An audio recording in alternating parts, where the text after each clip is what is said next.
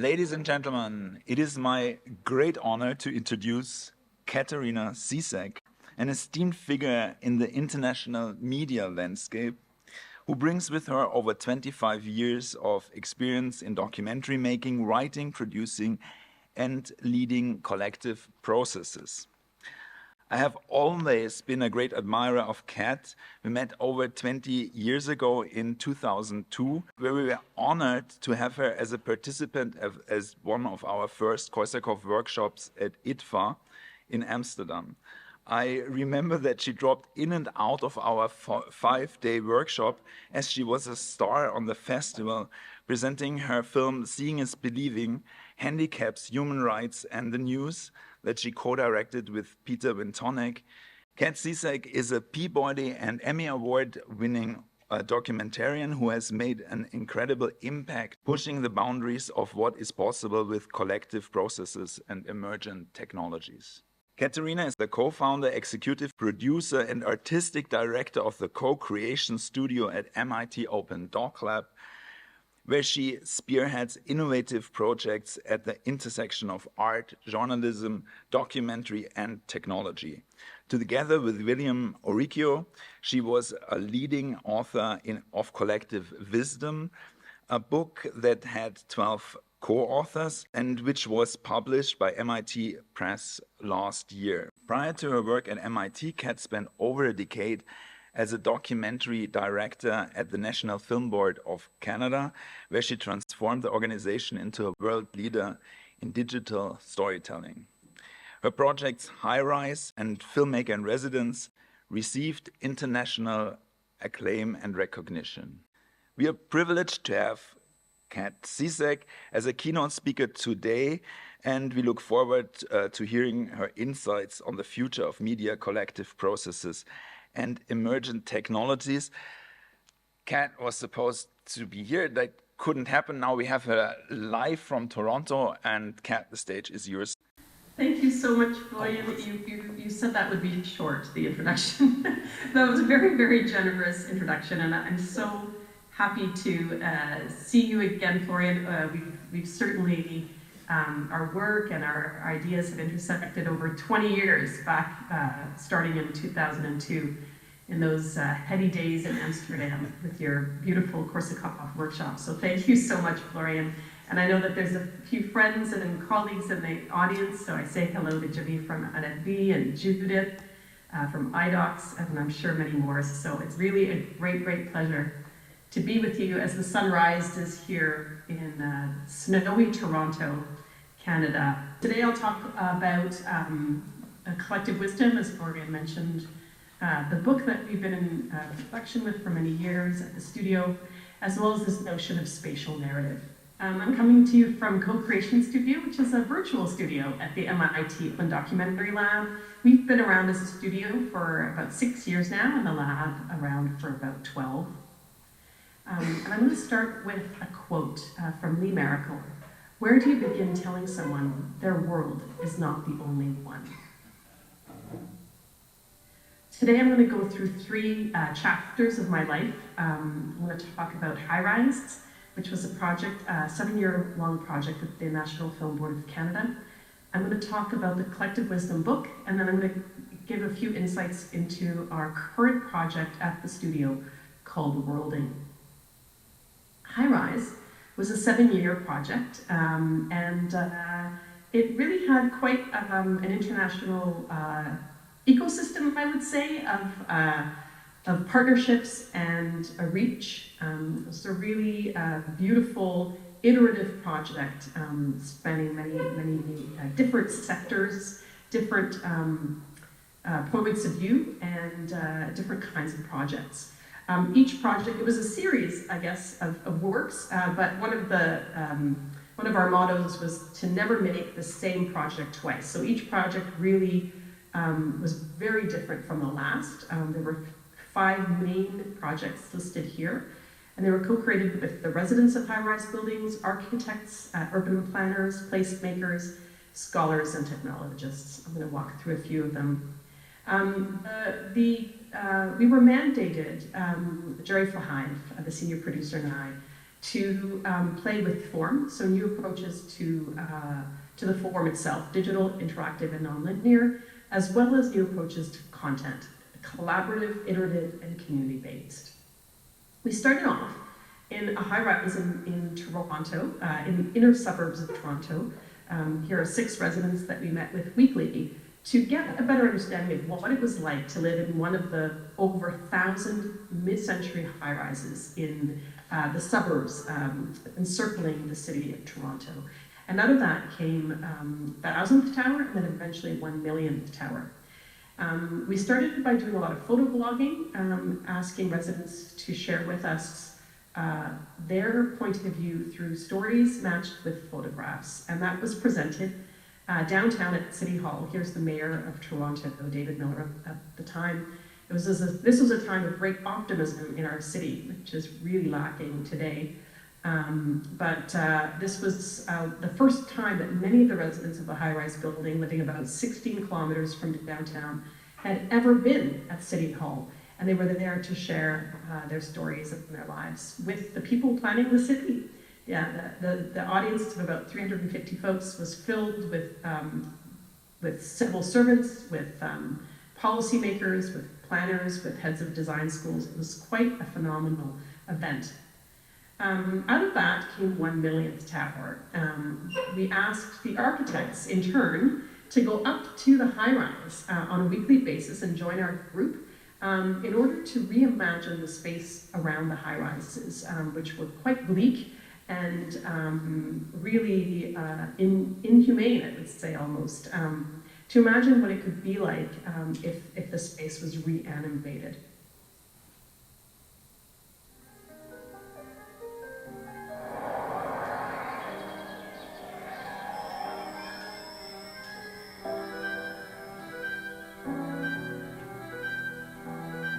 The concrete residential high-rise is the most commonly built form of the last century. I think this space has huge potential. We really need some place to build a community. That's not a video, you're actually seeing the computer turning the camera in this 3D world.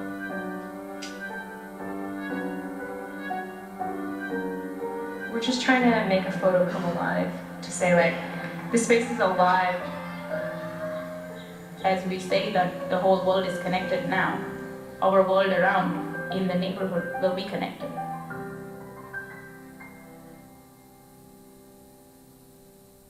In this project, we equated the high-rise city with the web. And it was supposed to be just a small project, more a video, but because we translated it into WebGL, it was the first documentary to be presented in 3D space directly in the browser, thanks to many partners, including Mozilla. We ended up on the front page of Wired, but that's where we launched, and we had a reach of, I think, of over 100 countries within the first 48 hours. People came for the technology, but then stayed for the story in which we equated the city with the web and the need for us to be citizens of both rather than consumers of each. We also launched at the Mozilla Festival, which is actually coming up this week online, an incredible gathering of the open source community around the world. We then translated, metamorphosed the project into, thanks to an invitation by a project that puts art in the subways of Toronto.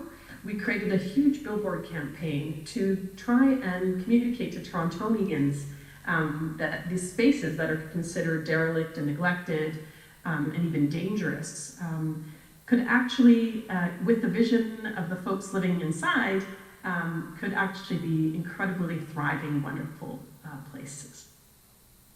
This is what it looked like. It ran for 2 months. We also had a partnership with CBC Radio, which is the Canadian Broadcasting Corporation, Public Media of Canada. And we brought the residents downtown to the morning show, and many Torontonians heard about our project through this very popular show. And eventually, the host came up to the building for a 3-hour remote broadcast featuring many stories of the high rises. And this ended up winning many national and international awards as the remote show. It was a really fabulous collaboration.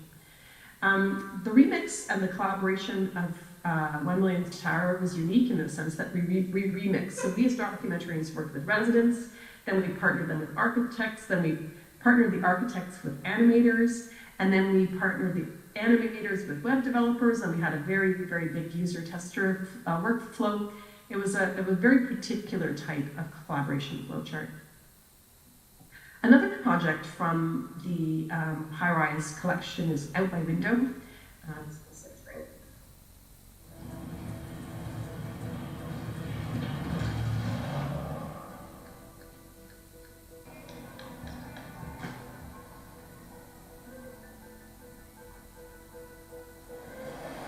Desde mi ventana, por la mañana me gusta pararme y ver el mar. También me gusta, según como usted dice, ver el mar, llegarme hasta la orilla.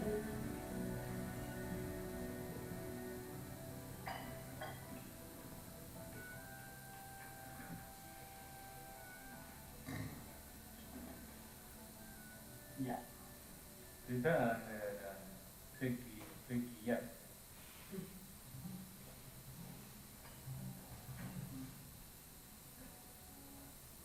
For that project, which is no longer unfortunately available online because it was built in Flash, which was sunset in about a year and a half ago maybe. But the way we worked on the project was with this really cool company in Holland called Yellowbird. They had figured out how to use the Google camera, which you can see set up on the dining room table here, to capture 24 frames per second. So these are the early days of 360. We had a great partnership with them, amongst many other technology partners on the project. And then I'm going to talk a little bit about Short History of High Rise, which was another sort of development because of Out My Window. New York Times approached us and asked, hey, listen, New York City, project called High Rise, maybe we can do something together. And that's how Short History of High Rise came to be. They invited me into the archives of the New York Times, looking at over 6 to 8 million undigitized photographs, searching for various high rises in the city and around the world.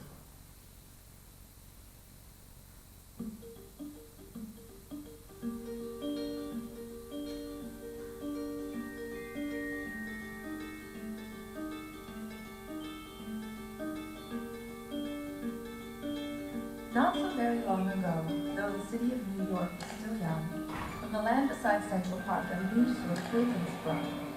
A montage of modern conveniences, the residential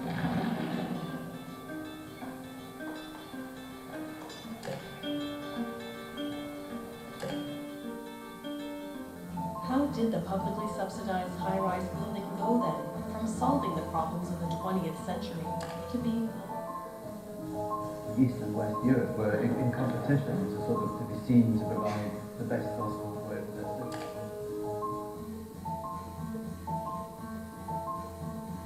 It's not hard to see that our world cities have mainly one way to grow, and that's vertically.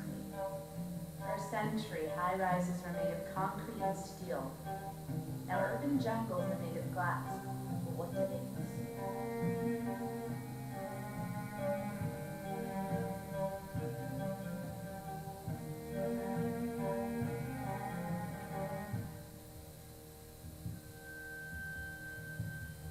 So this project is still available at the New York Times website.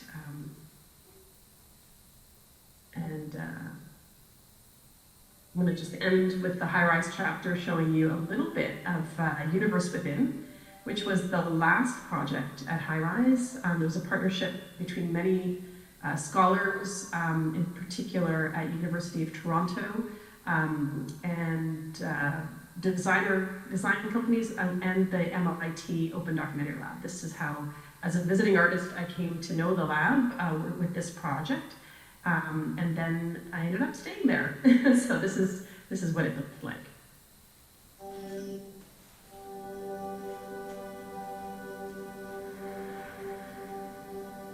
High-rises are a kind of metaphor for the way we live today, physically together, yet very much apart.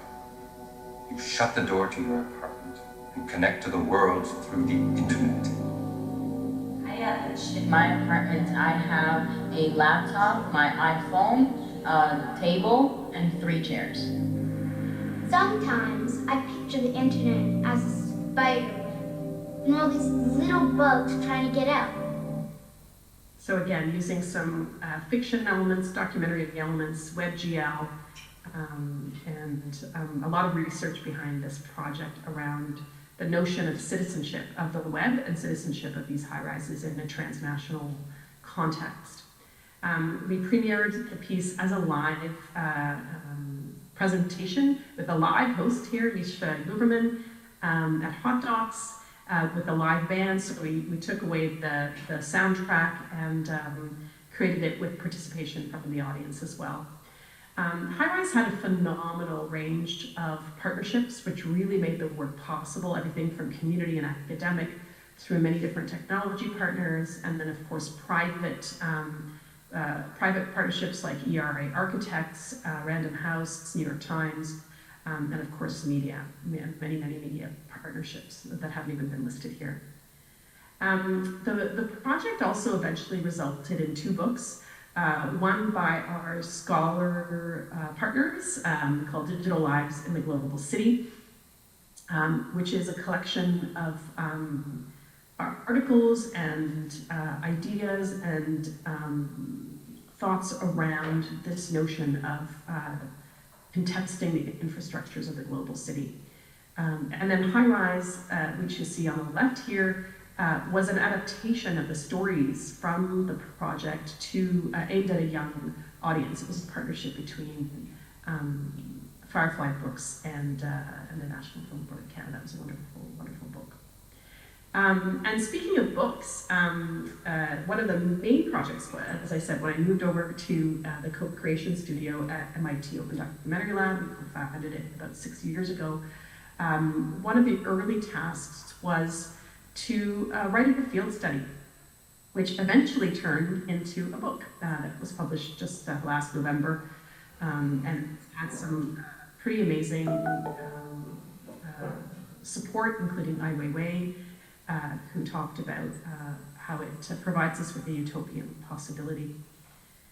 It actually started as a field study. It was supposed to be a short 30-page document, and it eventually just turned into a massive, sprawling process of interviewing and iterating, meeting with groups, probably with many of you in the room that are there today, participating in hammering out some of the principles and foundations of collective practices, not as a final word, but really as a starting point so that we don't have to reinvent the wheel over and over again. Here's a little trailer for the field study.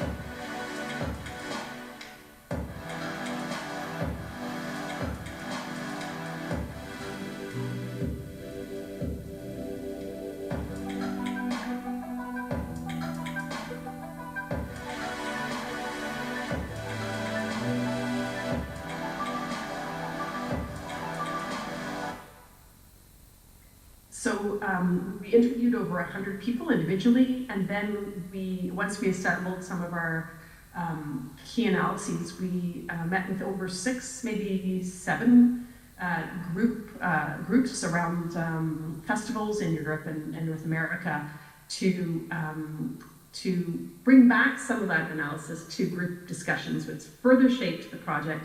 And we had a symposium called Collective Wisdom in 2018, in which we also shared out before publishing. We eventually put it in a Google Doc, and the field study, and we shared it with the 166 interviewees, and we had robust conversation in the comment sections, which further helped us to peer review the field study itself before we launched on PubPub. which is an incredibly interesting platform created by the MIT Press and the Future of Reading group at the MIT Media Lab. We also looked at 251 projects, probably more than that at this point, to really try and get a sense of some of the common principles and also the differences.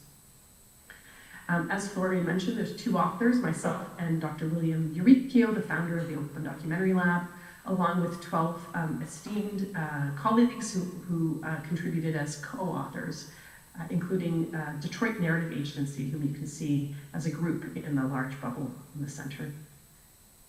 People often say co-creation.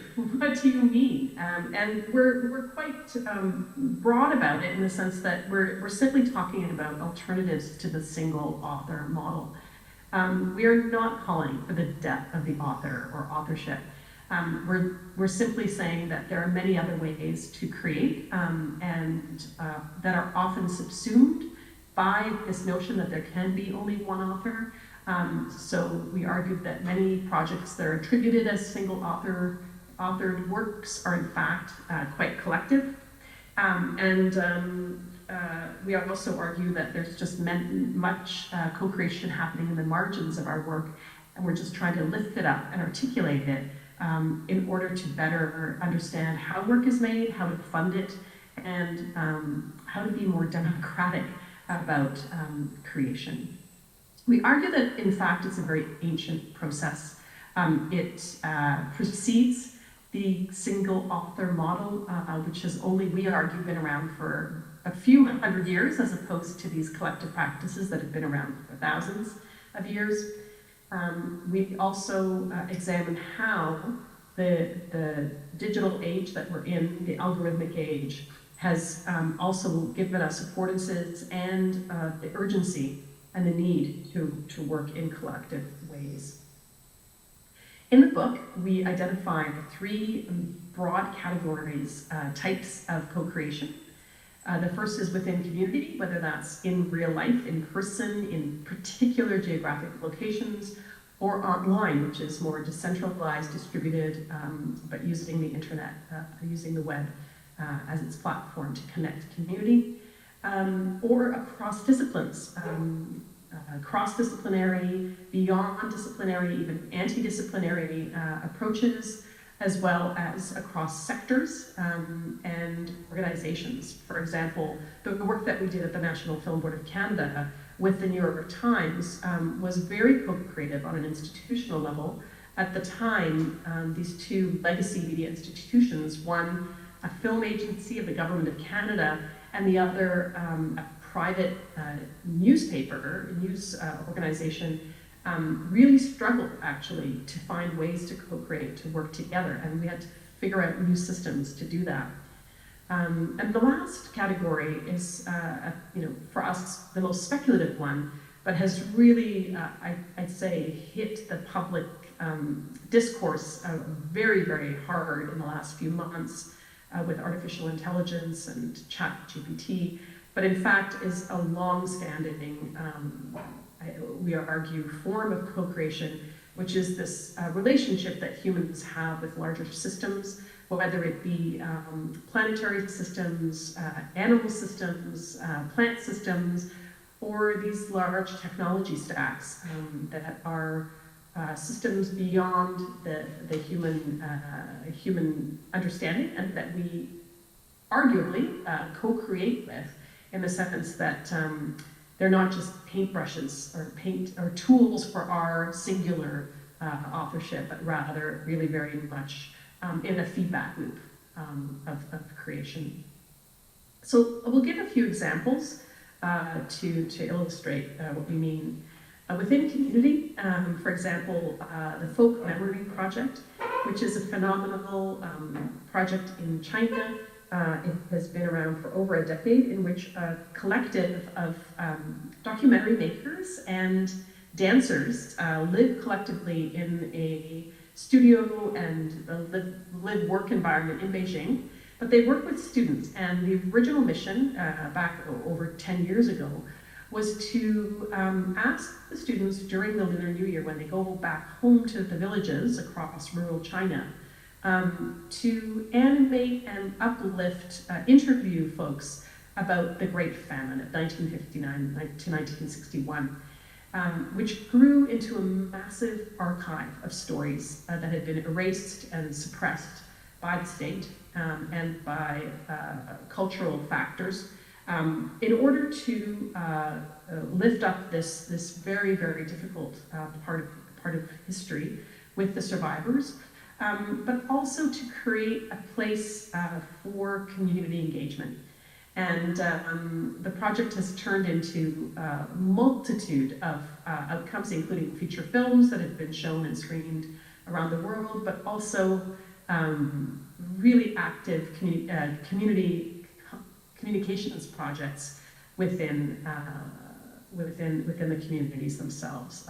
And they've done phenomenal work in the pandemic as well, doing dance performances on Zoom and bringing live cinema to the Zoom world. Another great example of this kind of in-person community co-creation is the Detroit Narrative Agency, which is a partnership that we developed during the field study. It was actually the Ford Foundation, Kara Mertes, who suggested we partner with a small community group in Detroit, working to uplift the cinematic stories of Detroiters, Black and Indigenous and people of color, really by and for the folks of Detroit. Detroit has a very, very strong history of non-Detroiters, often white, coming in to tell the story of Detroit. So this was a way of really countering that. And in our partnership, we really learned a lot about how they're doing their work. They, for example, asked us to engage in a cultural community benefits agreement in order to really outline the principles of co-creation between a very large, powerful private university such as MIT and a small, on-the-ground community organization. So we spelled out how the money would flow, who has control over the money, the editorial control, the research questions, where the data is stored, who would get to decide what the meaning and the analysis of the research and the stories themselves. So it was a really beautiful and interesting process that got embedded into the final text, as well as the way in which we've continued to share the story as the book comes out into the world. Importantly, in the book, a very important chapter of the book is a chapter called Co-Creation and Equity, 5 Media Makers of Color Speak Out, in which Juanita Anderson, Thomas Allen Harris, Maria Agui Carter, Mary Carmel Holmes, and Michelle Stevenson engaged in a 2-hour conversation, which turned into a transcribed Google Doc, and then this incredible 2 or 3 month long process of continuing to collectively write in that Google Doc this notion that co-creation has always existed for, in particular, media makers of color working within community, and the often erased or hidden responsibilities and relationships that animate and inform the work. We also we kind of break out the in-person with the online, and so one of the landmark co-creation projects, we identified 10 landmark projects in our book amongst the many 250 or so projects that we deal with in the book. Question Bridge was made within community with 5 co-creators, and I'll let the trailer explain a bit the process. Oh, I don't think I have it, unfortunately. Sorry about that. It basically, the filmmakers argue, Hank Willis Thomas, who's an artist, a well-known American artist, along with his co-creators, including Kamal Sinclair, argue that they're not directors. They don't ask direct questions of the so-called subjects, which are Black men of many different regional, class, and cultural backgrounds, ask questions of each other and answer each other's questions, and it becomes this incredible dialogue. The project featured as a web project, as a museum installation, a community engagement process, reaching far and wide across America, and now it's housed at MoMA permanently. So beautiful project. If you have not seen it, I highly recommend it. We also talk about cross disciplines and organizations, and one such project is The Edge of the Knife, which was a feature-length film, filmed entirely in the 2 dialects of the Haida communities. But it actually was co-created through 3 very distinct organizations with 3 distinct mandates. The Haida government, which is a government body mandated to govern and ensure the health and livelihood of the people of the Haida communities. An Inuit film company, which works within the Canadian film industry, so incorporated and meeting the standards of a film company, as well as a university charged with community-based research. And so the project kind of flowed through the various reaches and funding possibilities of each of these organizations in order to create a project that met many goals. When they first came together, they made a list of 10 principles for the project, and one of them, of course, was to make this feature-length film that would ideally premiere at an internationally renowned film festival, be of that caliber. But it wasn't the first goal. The first goal was really to support the economic and linguistic well-being of the Haida people. And at this point, only 26 members were fluent in the Haida dialects. And so the project was really an effort to try and revive the language. And the script was developed through script writing workshops in the communities, which was run by the university as a community development project in partnership with the government. And then it moved more, as they found their story and the script, then it moved more into a film funding model, but it continued to be really directed by the community with elders as advisors and a collective process of ensuring safety and well-being amongst the community.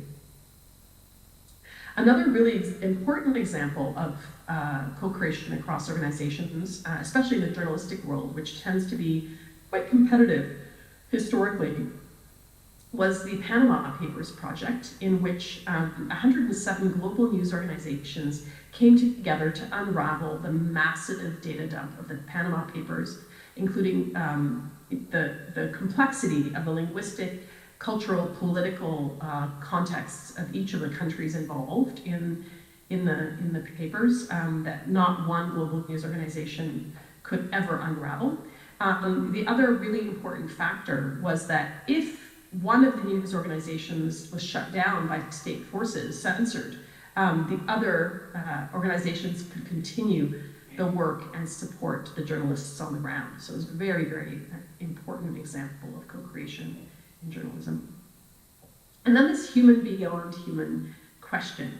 The big example we use is Stephanie Dinkins amongst 30 other artists that we interviewed who have been co-creating with environmental systems, planetary systems, as well as artificial intelligence. Stephanie, for several years now, has engaged in conversations with a robot.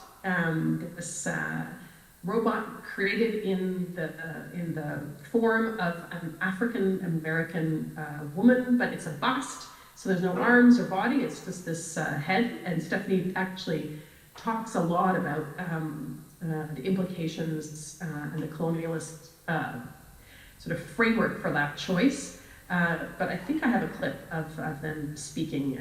You can just watch this stuff for hours. Oh, I don't actually, but it's it really is incredible conversations that they have with each other. I'm just going to touch on some of the analysis and graphs that we created for the field study in the book, which is this idea of the spectrum of collaboration. And for us, co-creation really is in that center where it's equal shared discovery process between partners. And that doesn't, it doesn't dismiss the other forms of creation. Like I said, we're not calling for the death of the author. For example, on the left is more like an authorial or sort of authored piece in which a media maker might have an agenda or a very specific perspective, and will seek out, in documentary, will seek out partners to support that agenda.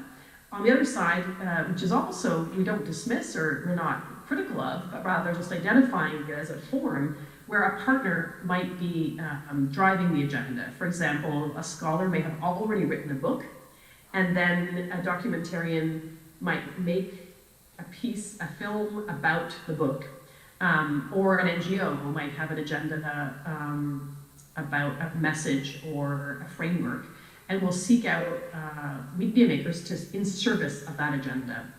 And in the center is a co-creative process where the book has not yet been written, the agenda has not been made by the media maker, but rather the partners come together to bring their expertise into the room and build the agenda together. We also developed, this is an interactive tool online of about 69 different types of practices, associated practices to co-creation from many different fields and sectors. We argue that co-creators often are sitting in the center of this circle, facing out into their discipline and their sector, engaging in a lot of conversations around the legitimacy of the practice, when in fact there's actually people behind our shoulders in that circle facing other disciplines that are much closer to us than we realize. And that perhaps if we just kind of turn around and look at each other for a bit, no matter what we call the practice, we have so many shared principles and shared practices that would really benefit from more dialogue. This is the way we present that idea in the book. This is the printed version. We have a list of 10 principles that we really brought out personally from my own work as a co-creator over the years at NFB, but also through the field study, interviewing over 100 people. And they tend to lean into many of these ideas, including deep listening, which is the start of co-creative practices, and everything to, for example, number 8, in which sustainability, impact, healing, and reciprocity are central to the work. They're not something that you think about afterwards, but it's a daily practice of engaging with these questions. In the field guide, which is the largest chapter of the book, we identify the risks, which are huge and many and serious. Everything from the threat to the vision and editorial integrity of a project, to make cooks in the kitchen, to the very real possibility and probability of theft and exploitation, where people use the term co-creation only to really replicate and reproduce the inequity and the injustices of and the exploitation of earlier forms of continued status quo forms of creation. To mitigate these risks, we also pull out 10 lessons from the field, including this idea of developing common principles, really looking at informed consent, community benefits agreements, nuancing the way in which we tell stories, which is the complex narrative structures. Give you a few quick examples where gathering and deep listening is paramount to the beginning of the process. Fred Dust, who we interviewed for the book, has spent a lot of time with Quakers who believe that decisions come out of the silence of listening. It's a collective process. So that's a really interesting idea, that just sitting in silence in a group can actually raise up interesting voices. Very, very relevant, for example, to some of the questions raised by Sarah Polly's recent film, Women Talking. Complex narrative and beyond story. When projects are born from co-creative processes, they often flower into diverse alternative forms of narrative structures. Amelia Winger-Bereskin, who is a co-author and a dear colleague of ours at the studio, her chapter is about decentralized storytelling, in which she charts the history of the storytelling that we're seeing in VR Chat, Rec Room, Altspace, Minecraft, and she sees how connected they are to the complex narratives of hundreds of people's perspectives from her own Haudenosaunee heritage and the way in which the Haudenosaunee would tell stories. Tech training, media literacy, and the civic engagement are not a sidebar thing. They are central to co-creation, as exemplified by Louis Messiah, who created the Scribe Video Center many decades ago. He's now an MLK scholar with us at the lab. And he talks about this model of Prometheus also, that the filmmakers are facilitators. They're not directors, not producers. Why co-create now?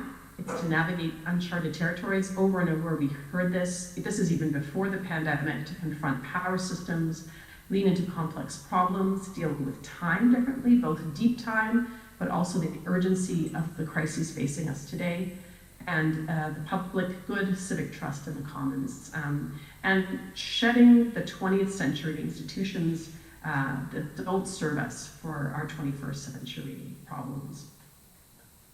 I'm going to end this chapter with a quote from 500 BCE, Heraclitus: "To those who are awake, there is one world in common. But to those who are asleep, each is withdrawn to a private world of their own." I'm going to just give you a quick peek into our current worlding project, which we started in 2020. It's a partnership with the Unity Technologies company, which developed, it's a game engine that I think 200,000 independent game developers use to create work, but is increasingly being used also in many different sectors for digital twinning. And the worlding really is, I'll just read something to you. The grand narratives of European modernity and the Anthropocene have aggregated into a universalist view of the world, with binary opposites of man and nature.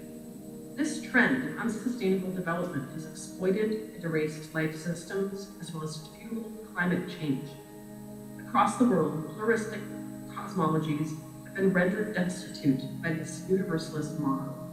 This echoes in how we engage with the world, structures of knowledge, ways of knowing and being. Real-time 3D technology like video games, digital twinning, and immersive experiences often consciously and subconsciously reinforce a worldview of colonization and conquest. Even in open-world games, where we are consumed by the illusion of choice, that the underlying game mechanics, constraints, and reward systems shaping our decisions.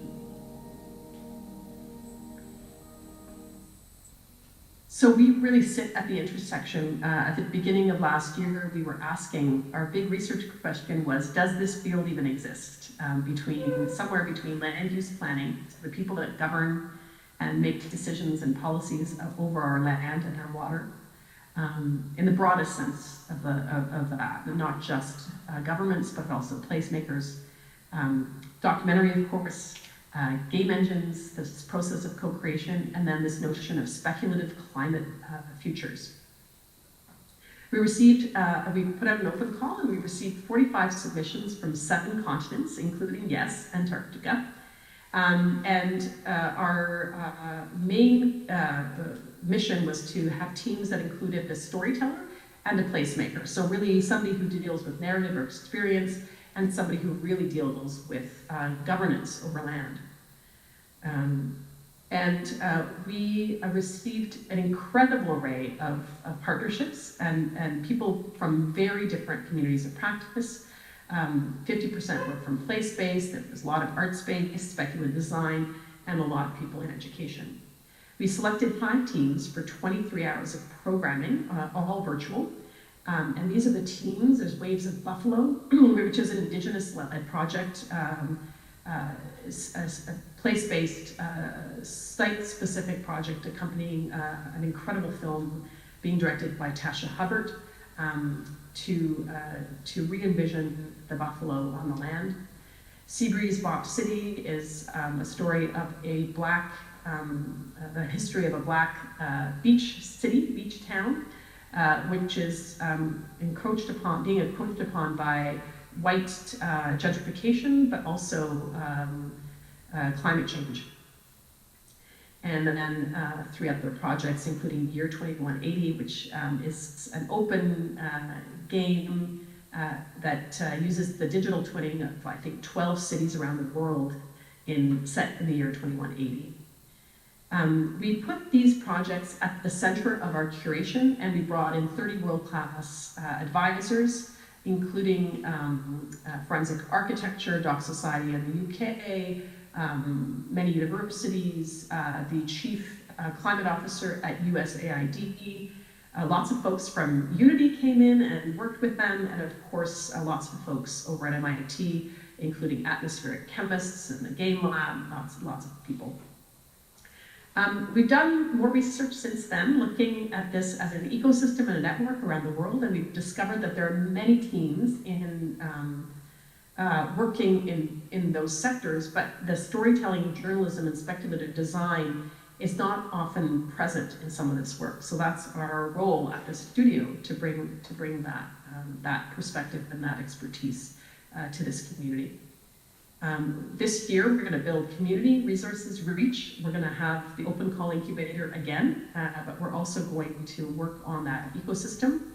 And I'm going to just quickly identify the important points which we learned last year, theoretically or structurally, is that colonialism is, thanks to Michael Jacobson from the MIT Game Lab and his new book called Playing Oppression, in which he analyzes game mechanics and how colonialist they are in board games, and how that can be translated into so many of the ways in which game engines are used today, but they don't have to be. William Uricchio came in and talked about how media models of understanding representation don't quite meet the moment of these game engines and worlds that we're building, but rather notions of simulation might better serve our purposes.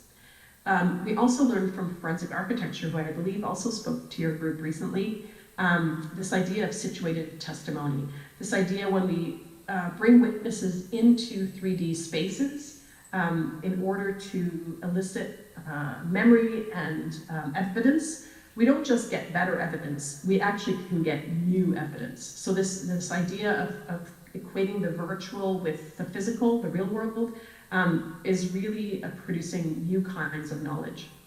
And Gillian Caldwell, the USAID Chief Climate Officer, reminded us that it's time to stop worrying about the climate deniers and constantly providing evidence to them that this is happening. What we need so urgently now is storytellers to imagine the future, the sustainable future that we can work towards. A very important message. Worldbuilding in the context of real-time digital technology is a verb that unravels these layers of inscriptions, the assumptions of the way things are, to show they haven't always been that way, that there are many worlds, and to imagine possible worlds through collective, democratic, and artistic processes.